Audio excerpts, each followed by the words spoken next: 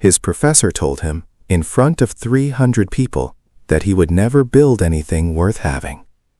He believed her. For almost a year. Daniel Avraham was 21 years old when Professor Claire Maddox looked at his final exam paper, set it down, and said the 7 words that would follow him for the next 12 years. Mr. Avraham is not built for business.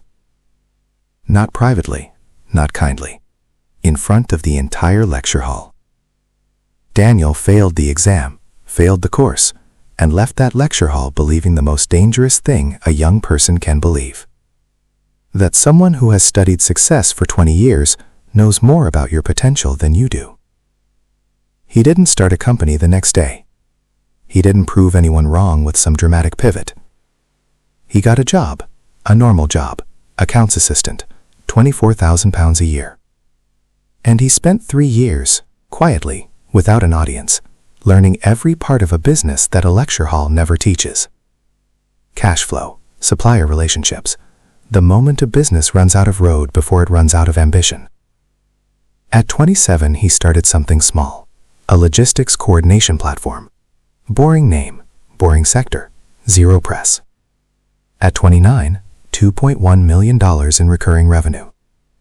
At 31, acquired for $34 million. Nobody wrote about it as a comeback story, because Daniel never framed it as one. Then one morning his phone rang. A journalist. Professor Maddox has assigned your company's case study as mandatory reading for every first-year business student.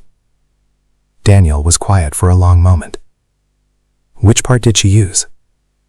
The section on how you identified the market. He almost smiled.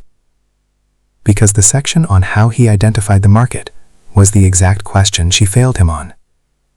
If this changed how you hear the voices that told you no, you're in the right place.